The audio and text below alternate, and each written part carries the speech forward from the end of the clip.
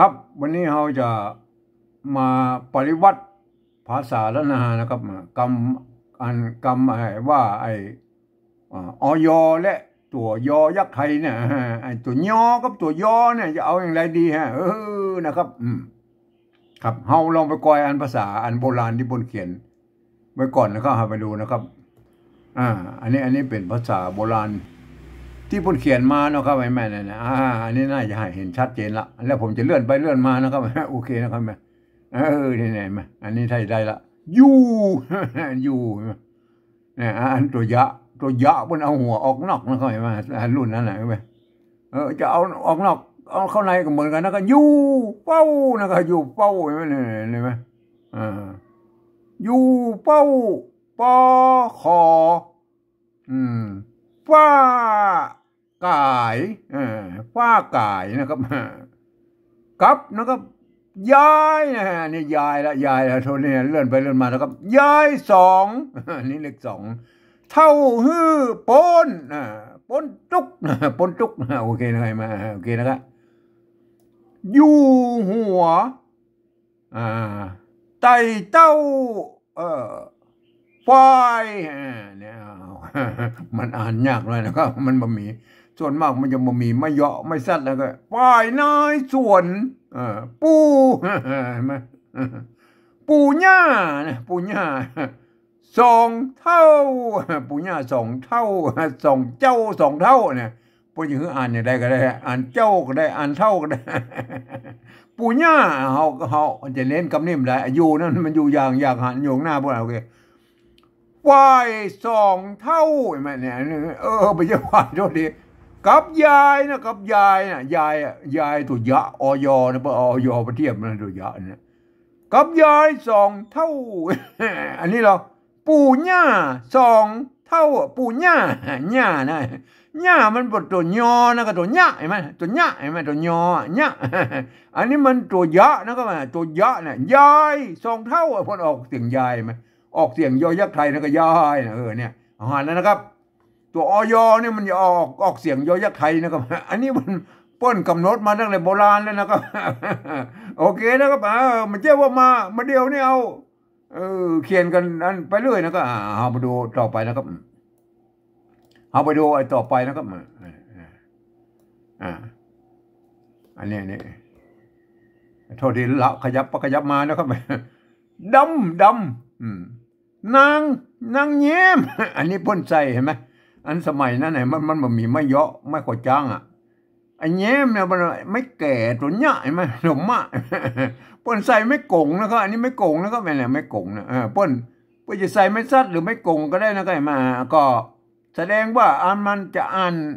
ตัวเนี้ยเป็นอักษรท่านแยกให้ถูกนะตัวเนี้ยเนี่ยเป็นอักษร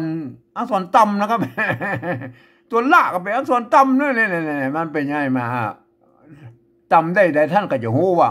อักษรต่ำมันจะผันได้3เสียงนะครับจะอ่านเสียงสามัญก็ได้แย้มนะครับอ่านเสียงโทก็ได้แย้มแล้วก็แย้มใส่อันไม่ขอจ้างเพื่อก็แย้มนะเห็นไหมเนี่ยแย้มอันดำอันนี้มันดำก็ได้นะดำก็ได้นะไงมาก็แต่อ่านดำนะมันอ่านดำได้แล้วก็ดำนะดำนางเห็นไหมดำนางเยี่ยมอันนี้เราตัวละมันไม่กาตัวไม่ชัดเนี่ยมันแทนตัวกะอยู่ในลุ่มเนี่ยไม่กักนะครับไม่กักเห็นไหมเยี่ยมหากจำนะครับหากจำหากมากอันนี้ตัวมะเห็นไหมตัวมะไม่กามีอันไม่ชัดอยู่ข้างบนมันแทนตัวกะอยู่ในลุ่มนี่นะครับมากยังมากอันนี้มันกายเนี่ยมันตัวกะกายก็ได้กายไม่ใช่กายมันได้กายนะครับมากายก็แล้วกันมากายมันมากายก็แล้วกันมากายคำมากายคำอันนี้คำบนใจไม่กล่าววงเนี่ยคำแสนกายคำแสนอันนี้อย่างซิงอาจจะมันซิงก็ได้ซิ่งก็ได้นะครับอาจจะเป็นซิ่งก็ได้ซิ่งหำฟานอันนี้ได้ซิ่งนะครับซิ่งหำฟานอันนี้ไม่แก่ตัวปะละโฮงอ่านเป็นตัวพอนะครับเห็นไหม อ่านตัวงะสะกดอยู่ในลุ่มนี่อ่านว่าอ่านแพงอ่านแพงอ่านแพงแล้วก็อ่านแพงอ่านแพ่งไม้นะครับแพ่งไม้เนี่ยมันเป็นแพ่งไม้แพ่งนั่นแหละโอเคนะครับให้มาดูอันนี้อ่านน้ำพอไปได้นะครับจะให้ดูว่าแค่ไอ้นี่นะเนี่ยแย้มนั่นแย้มเนี่ยแย้มนะครับเห็นไหมแย้มยอนะครับแย้มโอเคนะครับต่อไปต่อไปนะครับต่อไปอันนี้ตัวหญ้าเห็นไหมไม่กันย้อนมันมาเขียนอี้นะไหมตัวดะยอดนะครับอันนี้ยอดมันดิ้นมาออกมันดึงยอดเห็นไหมอักษรโทษที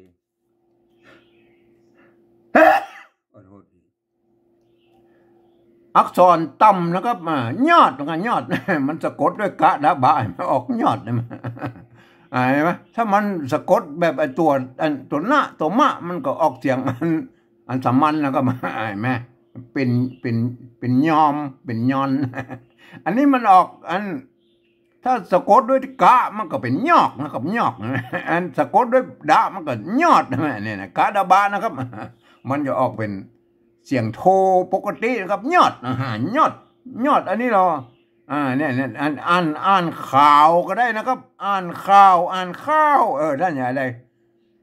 ถ้าจะอ่านได้ให้มันเป็นหูเรื่องยอดข้าวยอดข่าวยอดขาวน่าจะเป็นยอดขาวมากกว่าเนี่ยไอ้พักอันยังได้ยอดขาวอันนี้หากแน่นอนอยู่แล้วหากกอกนี่กอกนะอันนี้กอกแม่เนี่ยไม่ซัดตรงบนมันแทนถูกการนะกอกดิกเดียมนะครับอันนี้มันตัวดะมันมีเป็นประธานประโยค2ตัวดิกนะครับดิกแล้วมั่งกับเดียมดิกเดียมกอกดิกเดียมแล้วก็ดิกเดียมไม้ดุกไม่ดุกปินดำครับอันนี้อ่านพอได้นะครับอันนี้มันเป็นภาษาโบราณเพื่อมีไม่เอกไม่โทหรือไม่เยาะไม่ขอจางเลยยอดนะครับอ่านเนี่ยคือดูคำว่ายอดนะครับวันนี้จะมาคือดูคำว่ายอดแต่ก็คืออ่านศึกษาภาษาละนาไปตัวนึงก่อนอันนี้หรออันนี้เนี่ยท่อนนี้ตัวหญ้าแล้วก็เนี่ยตัวหญ้าตัวหะก็ตัวหางหญ้าเนี่ยมันก็เป็นตัวหญ้านะครับไม่กาอันหยาก็ได้อันหยาก็ได้นะครับอันนี้เป็นอักษรสูงละเห็นไหมอันหยาได้3เสียงนะครับกรณีนี้มันต้องเป็นหญ้าคำนะครับหญ้าคำแล้วก็หญ้าคำเนี่ยคำใจไม่กล่าววงอันนี้มันอันตัวละแล้วก็ถ้าเป็นถ้าเป็นไทยมันออกเสียงรอนะครับอันนี้มันเป็นเมือง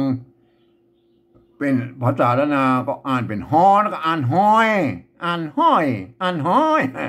หญ้าคำห้อยฝน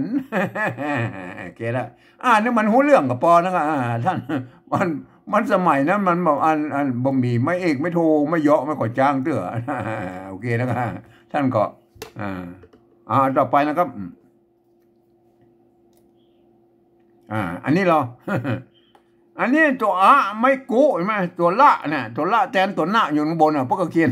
สมัยนั้นพวกเอาตัวหน้าสะกดอยู่ข้างบนพวกเขียนเป็นตัวละแทนตั้งแต่สมัยยุคต้นๆนั่นนะครับเห็นไหมยุคต้นๆของเมืองละนานะอันภาษารุ่นนี้มันก็ประมาณ300-400 ปีนะครับเพราะว่าอันต้นของภาษาละนาแล้วมันก็ประมาณ500 ปีนะครับที่ปะภาษาบาลีที่เป็นบันทึกไว้ในศิลาจารึกที่วัดจังกำของเมืองน่านนะครับอันนี้มาไม่กุตัวหน้านะครับนี่ตัวหน้าอ่านอุ่นโอเคนะครับก็ในทำนองนี้ก็จะต้องเป็นอุ่นนะครับอันนี้กินกินได้นะอันนี้มันก็อ่านได้3เสียงเหมือนกันนะอย่ากินกับกินได้3เสียงนะครับก็จะต้องอ่านว่าอุ่นกินอันนี้มันหาแล้วนะครับอันนี้ถ้าเป็นหางหญ้าครับเห็นไหมหายนะเห็นไหมอุ่นกินหายอันนี้มันกัดแน่นอนอยู่แล้วมันลิ้นบอกครับอันนี้หรอ อันนี้มันอ่านแล้วมันต้องเสียบนะครับกัดเสียบกัดเสียบอันนี้นะอันเนี้ยไม่กือนะไงมาไม่กือสมัยนั้นเปิ้นอันเขียนไปเอาไม่กี้ไว้ในกลางแล้วอัตวัดไม่200นี่นะก็ไอ้มาตัวเนี้ยไอ้มาสะกดด้วยตัวง่ายเนี่ยอ่านยึงอ่านยึงอ่านยึงอันเนี้ยกัดเสียบยึงนะครับยึงเนี่ยโอเคแล้วก็กัดเสียบยึงนะครับกัดเสียบยึงได้เนี่ยได้นะครับได้เปิ้นก็มีไม้ไก่ตัวดะนะครับแล้วเปิ้นก็ซัดไปทั้งเอียไหมจะอ่านได้ก็ได้อ่านได้ก็ได้อ่านได้ก็ได้นะแม่เป็นไหมกรณีนี้ก็อ่านว่าได้นะครับอ่านได้นะครับเพราะว่าประเดี๋ยวนี้เปิ้นเอา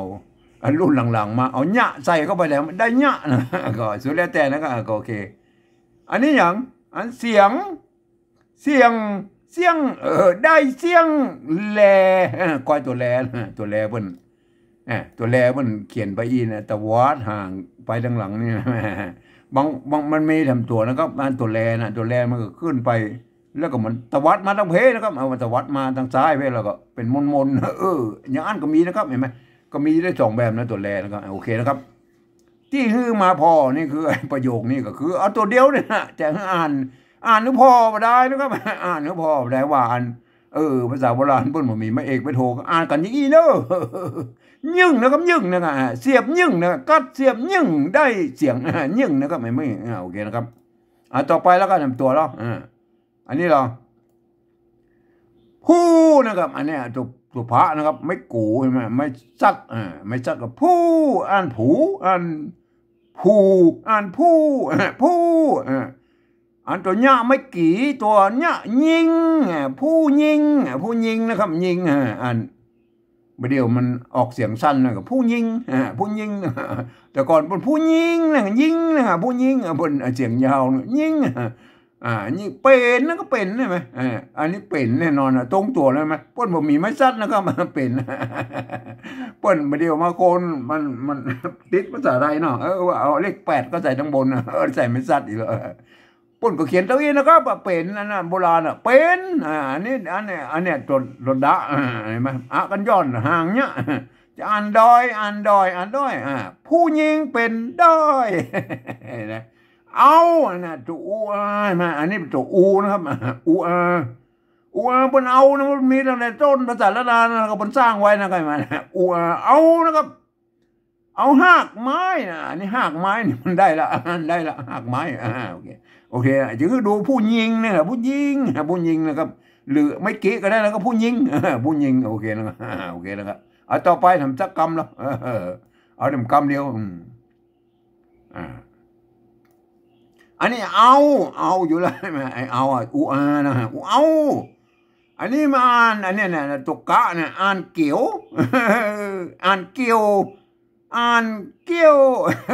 เอาไว้ก่อนเอาอันนี้น้อยแล้วอันนี้น้อยเนี่ยน้อยแล้วก็น้อยมันอ่านได้3เสียงนะครับอันนี้ตุกกะเนี่ยเป็นอักษรสูงแล้วอ่านได้3เสียงก็คืออันเกี่ยวเสียงจัตวานะครับอันเกี่ยวเสียงเอกนะครับแล้วก็เกี่ยวเสียงโทพิเศษโทเมืองแบบตะยอนเชียงใหม่นะครับเกี่ยวไม่คือนะอันนี้ตัวอักษรต่ำนะครับตัวหน้าเนี่ยจะอ่านน้อยเสียงสามัญนะครับ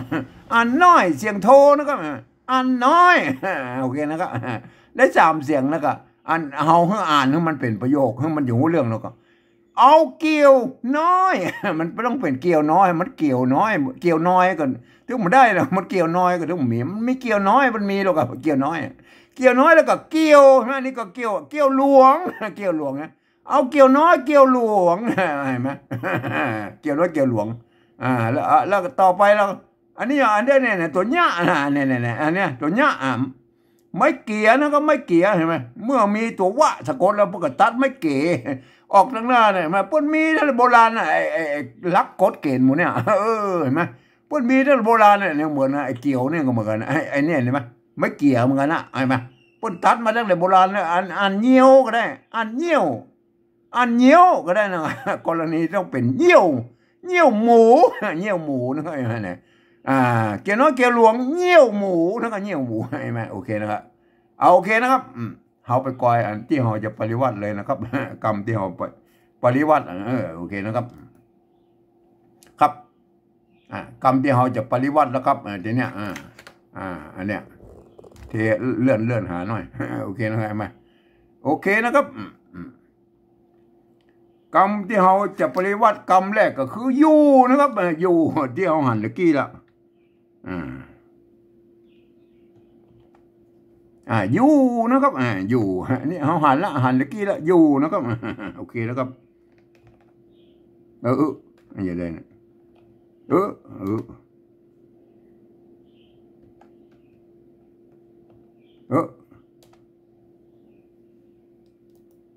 โอ้มันเป็นอันได้ละ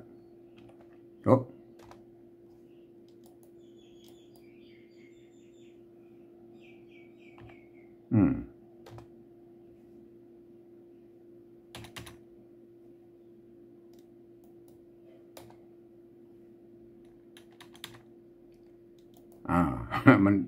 ผิดพลาดทางเทคนิคน้อยโอเคแล้วครับมันปิ้นเลยเอาละได้ละมันปิ้น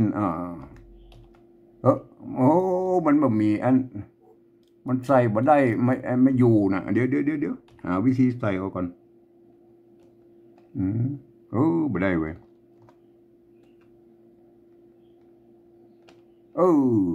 เอาละมีปัญหาแล้วก็โอเคแล้ว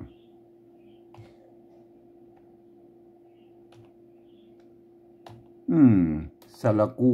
ไม่กูมันใส่ไม่กูไปได้นะก็มายู่นะก็เทศแล้วก็อยู่นะท่านก็คงเขียนด้วยแล้วก็อยู่เอาหนึ่งตัวเลยครับอยู่เนี่ยเอาหูแล้วนะอยู่อย่างโอเคแล้วครับอันนี้ผมละอันนี้ได้อยู่อันนี้เนี่ยใช้วิธีเนี่ยปึ๊กเนี่ยได้ไหมได้มันอย่าว่ามันผิดเทคนิคไปแล้วครับมันคอมมันไปซ่อมมันแบบเหมือนเก่าครับโอเคแล้วครับได้อันนี้นะโอเคแล้วอยู่บ้านแล้วก็เอาย้ายแล้วก็ย้ายนั่นย้ายนะครับย้ายแล้วก็มาเนี่ยก็หันตะกี้แล้วเราก็ย้าย2 เท่าย้าย2 เท่านะใช่ไหมปู่ย่าใช่ไหมยาว2 เท่าเลยไหมเนี่ยเอาแล้วเห็นอันออยนะครับเนี่ยตัวยะนะครับเพิ่นเอาตัวอันนี้เพิ่นเอาตัวยะเทียมนะครับแล้วเอาไปพออันตัวหญ้านะครับอันตัวหญ้าที่เราพอตะกี้นะครับมีตัวแรกก็คือเนี่ย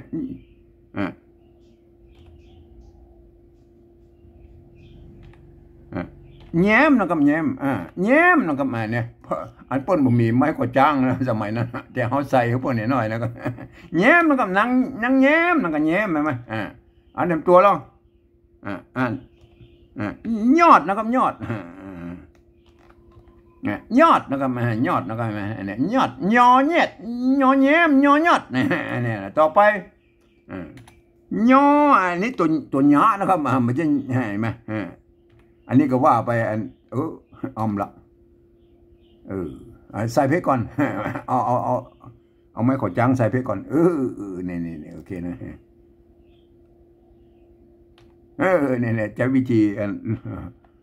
พิเศษอมละได้มละใช้ใช้พิมพ์แบบฮึบเนี่ยได้ละแย้มยอดได้แล้วนะครับเป็นยอบ่ได้มาเนี่ยอันนี้เป็นอันที่ออกเสียงยอนะครับเห็นไหมยึ่งนะครับยึ่งยึ่งลำตัวยึ่งนะครับอันโบราณนะเปิ้นไม่กือนี่เปิ้นใช้รวมกันนะครับก็คือไม่กือนั่นละใช้อันเปิ้นใช้รวมกันนะครับไม่กือนะยึ่งนะครับมันยึ่งโอเคนะครับโบราณเปิ้นใช้ไม่กือนะครับไม่กือมันใช้รวมกันนะครับยิ่งเอาตามโบราณมาเนาะไม่กี่ยิ่ง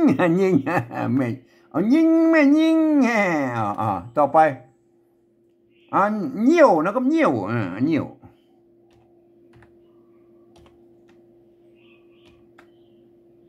นี่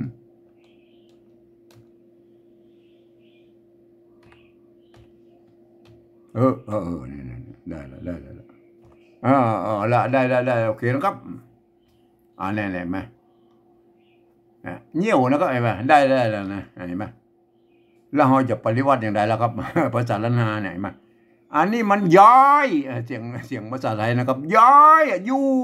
เขาเบาละอยู่นะว่าอยู่อย่างมันแน่นอนอยู่แล้วมันออกเสียงอยู่นะครับอันนี้มันย้ายนะครับถ้าเป็นตัวหญ้าแล้วครับตัวหญ้าอย่างเงี้ยเอาตัวหญ้าเขียนแล้วครับเอาตัวหญ้าเขียนแล้วก็เห็นไหมตัวหญ้าเขียนนี่เหรอ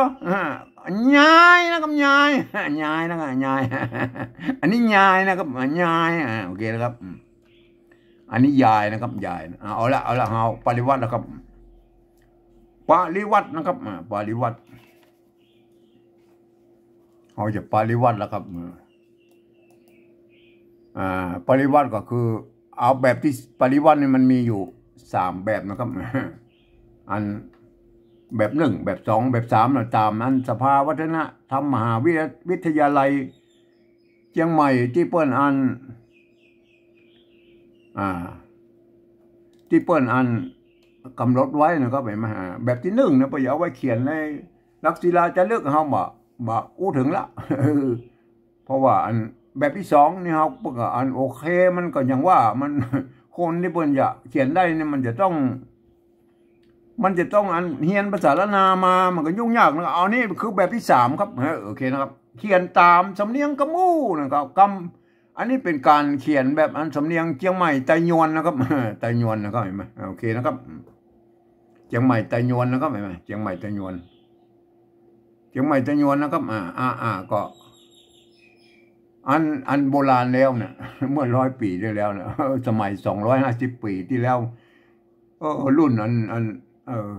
รุ่นนั้นแหละที่มันป๊อปจ๋าแรกๆแล้วพวกยังบ่เขียนกันได้นะภาษาไทยนะเอาภาษาไทยมาเขียนแล้วมันจะมีรุ่นประมาณ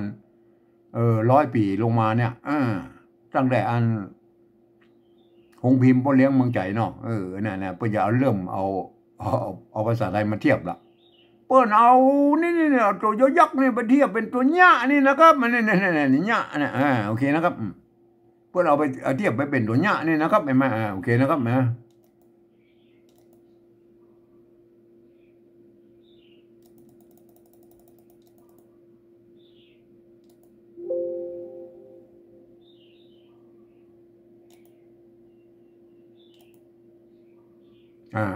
เปิ้นเอาตัวหญ้าเนี่ยไปเทียบเป็นอันเนี่ยตัวยอยักษ์นี่ไปเป็นตัวหญ้าหมู่นี้นะครับเนี่ยเปิ้นมาแทนเนี่ยแล้วก็เอาตัวอยนี่นะก็มาเพียบมาเป็นตัวยะนี่นะครับเป็นว่านั่นเห็นไหมเพราะนั้น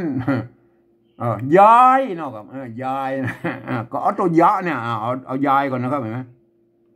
ยายนะเด็กท่านเขียนไหนแล้วก็เขียนนี่ก็บางคนก็เอาอีหรอ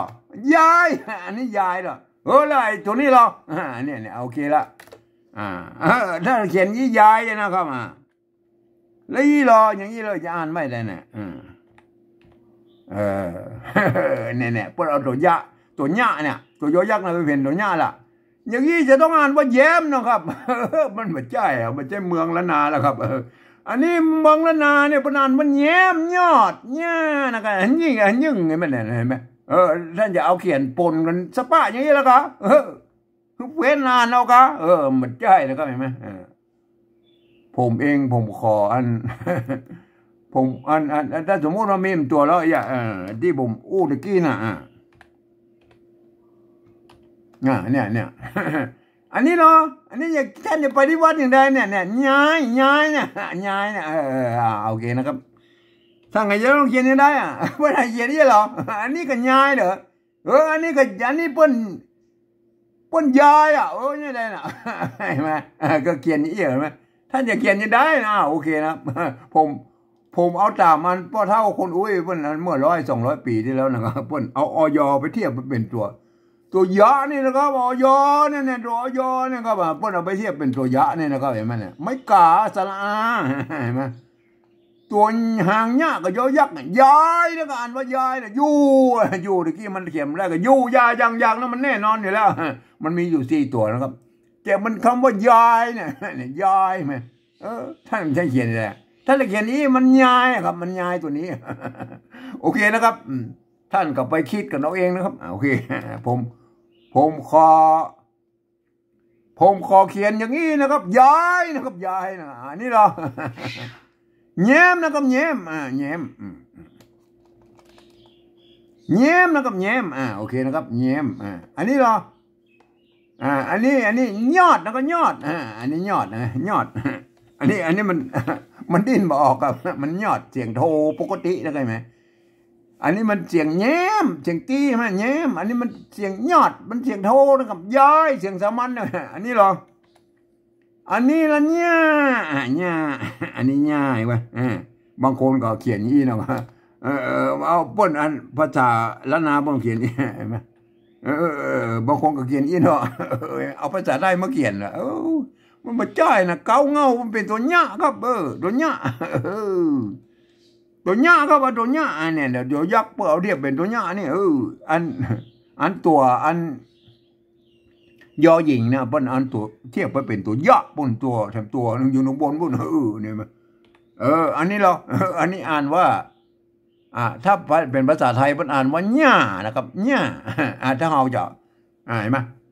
มันบ่หญ้ากับแบบอันสำเนียงใจยวนจังใหม่ผมก็จุดประดับไว้นะครับหญ้าเนี่ยหญ้าเนี่ยอันนี้เสียงโทพิเศษโทเมืองนะครับเนี่ยแบบไตยวนจังใหม่นะครับไม่เนี่ยแบบไตยวนจังใหม่นะครับเนี่ยมันมีที่เดียวในโลกเนี่ย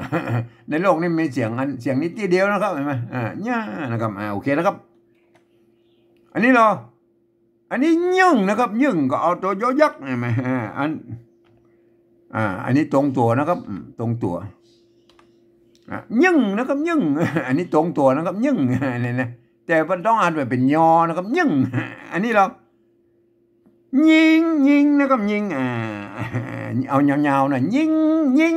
ผู้ยิงนะผู้ยิงนะครับมาผู้ยิงนะครับมาไว้แค่แล้วครับต่อไปอันนี้อันนี้เงี้ยวนะครับเงี้ยวอันนี้ต้องบูรณะคำศัพท์ละถ้าเป็นอันแบบที่หนึ่งนะครับแบบที่หนึ่งหรือแบบที่สองพวกอย่าเขียนอีนะครับไม่แม่นเนี่ยเงี้ยวนะครับแล้วก็เนี่ยแบบที่สองนะเห็นไหมแบบที่สองนี่บูรณะละแบบที่หนึ่งพวกเขียนอย่างนี้ไหมเนี่ยแบบที่หนึ่งพวกเขียนอย่างนี้นะครับเนี่ยตัวหญ้าเนี่ยไม่เยอะเนี่ยทางหญ้าเห็นไหมตัววะโอเคนะครับอันแบบที่สองพวกบูรณะคำศัพท์นะครับไม่เกี่ยนะครับไม่เกี่ยเอาไม่เกี่ยเอาแบบไทยนะเอาแบบไทยมาใส่นะเห็นไหมบูรณะคำศัพท์นะครับแล้วก็ใส่อัน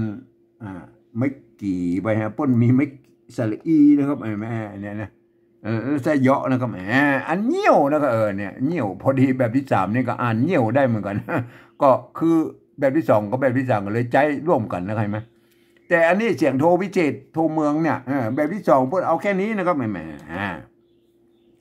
แค่นี้พวกอาหารว่าเป็นตัวหยะแล้วนะครับไม่ก่อจ้างนะครับไม่กานะครับพวกอ่านว่าหยะนะครับเห็นไหมแต่ถ้ามันเป็นแบบที่สามนี่ตามสำเนียงกระมู้แล้วครับมันคนอื่นมันอ่านมาได้มันก็ต้องใส่จุดประดับไว้นะครับแบบอันเวียดนามมันนะครับอันเวียดนามเนี่ยเพื่อจะเอาภาษาอันอักษรอาราบิกนะมาเขียนเป็นภาษาเปิ้ลนะครับอันเนื่องจากเปิ้ลมาได้ถ่ายทอดอันภาษายึกเก้าเง่าของโบราณมันมานะ200-300 ปีนะครับมันมีสงครามหมดนะเดี๋ยวนี้อันรุ่นลูกรุ่นหลานรุ่นเหลนมันเอาอักษรอาราบิกมาเขียนมันเอาไปใส่จุดใส่หมวกใส่ขีดใส่หมดสะเบ็ดไปพอเด้อภาษาเวียดนามน่ะเนี่ยอันนั้นเป็นของว่าปริวัตินะครับอันนี้ภาษาไทยเพิ่นเขียนมาได้ครับอันเสียงโทพิเศษโทเมืองเนี่ยเพิ่นมีวรรณยุกต์ในภาษาอันไทยเพิ่นนะครับผมก็ได้เอาจุดประดับไว้นึงคือความหมายว่ามีจุดนี้คืออ่านออกเสียงโทพิเศษโทเมืองโอเคครับญ่าแล้วกันนี่ญ่าเนี่ยยิงเงี้ยวย้ายแย้มโอเคนะครับท่านคงจะเห็นนะอันนี้เป็นภาษาอันสำเนียงตามสำเนียงอันไตยวนเชียงใหม่นะครับเนี่ยปริวัติออกมาแล้วมันเป็นตาม เสียงกระมูของอันเจ้าอันไตยวนเชียงใหม่นะครับโอเคนะครับใบใจจงไตลื้อนะครับไตลื้อไตยองมันก็ไปแบบนั้นโอเคนะแต่อันไตลั่วกับไตเขินเนี่ยโอเคเมื่อมันมาอยู่กับอันไตยวนมานานนะมาเมินนะครับอย่างอันอย่างอันไตเขินที่อันเนี่ยนันตานะนันตาเนี่ยอันมาอยู่มาเมื่อแล้วก็แม่มาป่นอยู่นะฮะมันอันเราเดี๋ยวนี่เป็นกำเมืองหมดนะครับกำเมืองอันไตยวนหมดนะครับอันไตลวกกับอยู่แถวปุ้นเดี๋ยวตีนดอยสุเทพปุ่นนะครับตีนอยู่แต่แม่เหี้ยแม่อย่างพวกเราไปอยู่บ่อยู่ตำรอบบนดอยวันนั้นข้างๆบนดอยวันนั้นไม่ได้ผมอยู่กับอันไทยมาเมืองผสมปนเปกับมาหมดนี่เป็นอันไทยไปหมดแล้วก็แม่เป็นอันไตยวนหมดแล้วแต่อันไตลือนั่นนะไตลือน่ะเปิ้นรุ่นแรกมาก็คือเจ้าอันเจ้ายองนะครับเจ้ายองไตลือน่ะปุ้นเป็นอันไตลืออันปุ้นกับเมืองยองอันปุ้นเมืองเจียงตุงพุ่นนะครับเปิ้นอันสมัยร.1นะครับสมัยเจ้ากาวิลาเมื่อ200ปีที่แล้วนะเปิ้นเอาปลามานะครับเปิ้นเรื่องว่ามันบ่สมัยก่อนนะเปิ้นแย่งคนกันนะครับมันบ่มีไผอยู่นะครับเปิ้นก็เลยเอามาอยู่แล้วปูนเนี่ย10,000-20,000 คนนะเปิ้นก็ปลาไปแล้วก็ปลามาอยู่เนี่ยก็แค่นั้นเนื่องจากอันเปิ้นมาอยู่เมืองแล้วก็ไอ้อันเจ้าลือที่เมืองไตยองน่ะเปิ้นมาอยู่ที่เมืองนะครับมันก็ผสมปนเปกันไปกับอันคนอันคนมอญนะครับคนมอญอยู่พื้นที่จันทปูนเนี่ยเอาไปเอามาก็เสียงออกเนอๆนะพวกก็ห้องว่าเปิ้นเป็นคนยองนะครับแล้วก็ลุกมาจากเมืองยองบ่มั้ยสำหรับคนไตลือน่ะที่มันเมืองอื่นๆน่ะที่มาอยู่น่ะเนี่ยอันเดียวนี่อยู่ตามดอยสะเก็ดอันเชียงใหม่นี่ก็มีครับโอเคนะครับสำเนียงไตลือกับสำเนียง